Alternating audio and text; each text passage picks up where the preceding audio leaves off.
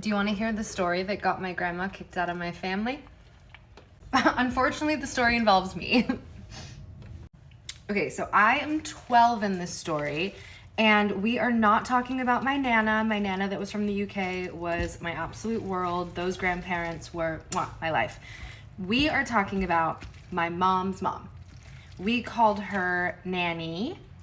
Nanny did not want kids, shocker, told my mom that all the time, and my mom passed that down to me. So didn't really see her growing up until my little brother was born.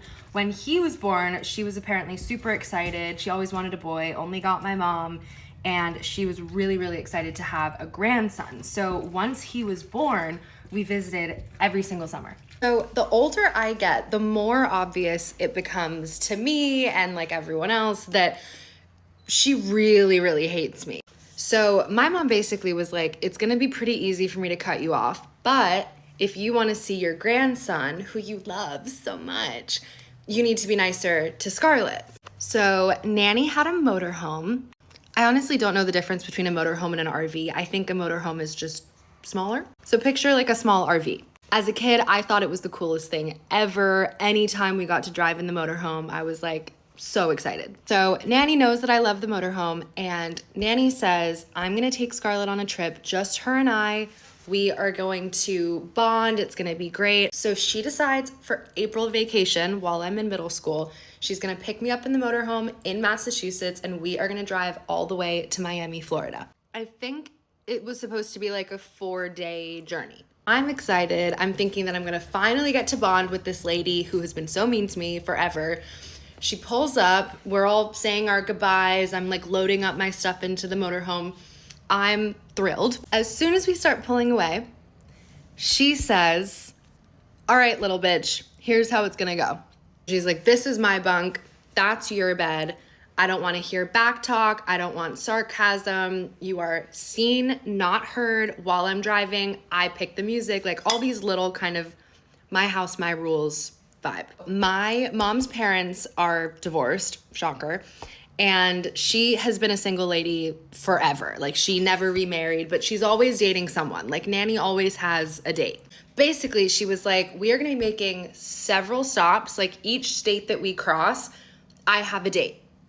And you're just gonna hang out in the motorhome. I'm like, oh, okay. Kind of thought we were gonna spend time together, but whatever. She says, I don't believe in banks, so don't go rummaging around in the motorhome because there's stacks of cash. She then says I am not to touch her bunk whatsoever because in the mattress, she has stacks of cash, like they are scattered around the motorhome anyway, but also a pew-pew because the world is dangerous and being a woman in the world is really scary, and so she has a pew-pew. But I really want to go to Miami, and I want my grandmother to like me, so I'm just kind of like, okay. And every time she's speaking to me, she's calling me little bitch. And before you're like, why aren't you texting home? Like, why didn't you turn the motorhome around? You have to remember what I would be coming home to. Like, it wasn't much better at home. And in my 12-year-old head, at least this trip, it's not that different to home, but I'm ending up in Florida. Like, that was exciting. So one of our first nights, she has a dinner date. And she's gone, and I'm looking through the cupboards because I'm like, what am I gonna have for dinner? I'm just alone in this motorhome parked God knows where. She comes home and she freaks out. She's like, did you use the bathroom? And I'm sure like I had peed while she was gone. She was gone for like several hours on this dinner date. She says, we don't use the motorhome bathroom. Then you have to empty the tank. It's a whole thing. Anytime you have to use the bathroom, tell me, and we'll just pull into a gas station. So I'm like, oh, okay, all the time? Like, that's kind of scary. I've never, like, peed at a gas station before. And she says, yes, little bitch, every time. So just keep that one in mind, okay? We're traveling for the next couple of days. It's a weird couple of days, but it's okay. We are slowly approaching Florida. We start, like, pulling over to different beaches on the way there. The weather's nice. She's working on her tan. She's got a little mirror set up. We get to one of the beaches. I ask for some sunscreen because I'm the color of a napkin.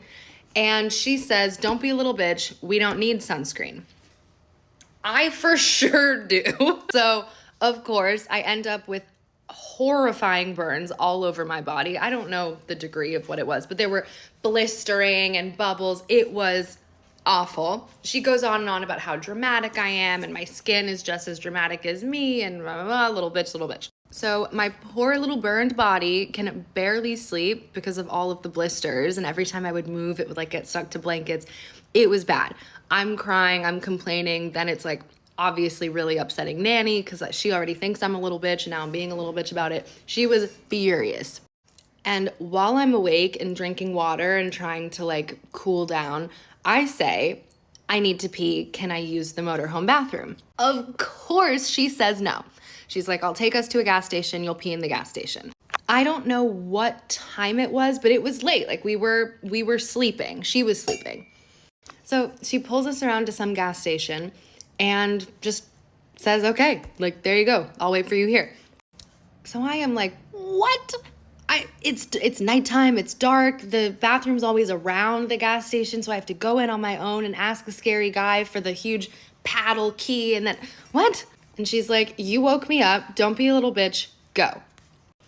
So I do it. I go into the gas station and I'm all embarrassed because I'm covered in blisters and I have to pee. And I ask for the key. He's like, yeah, it's around back. I'm walking in the dark, open the bathroom door, pee, come back out. Motorhome's gone. Motorhome's gone. Nanny's gone. Now, did I have a cell phone? Yeah, I owned one. It was a Nokia little brick thing. Kind of looked like a chocolate. Anyway, that is conveniently in the motorhome because I didn't think to bring my Nokia to the bathroom at the gas station. Should've, didn't. So I'm immediately hysterical, screaming, crying, thinking it's a little prank, realizing it's not a prank. Where's Nanny? I go walking back into the little gas station convenience store and I'm like, did you see a motorhome? It pulled away. He has no idea what I'm talking about. I ask the gas station guy, can I use the landline? And I call my house and I'm like, Mom, Nanny did this and she's only calling me little bitch and I asked for sunscreen and I'm covered in burns and she left me at this gas station. I'm like going off. So my mom is like, what the actual F? Like, no one can do that to my kid except me. So she's like, I'm gonna get off the phone so I can call her so that she can come pick you up because there was no other way to get her back to me. So my mom calls the gas station back. She's like, the trip's canceled. Your grandma's gonna pick you up and drive you straight to the Miami airport. You're coming home. And I'm like, okay, thank you.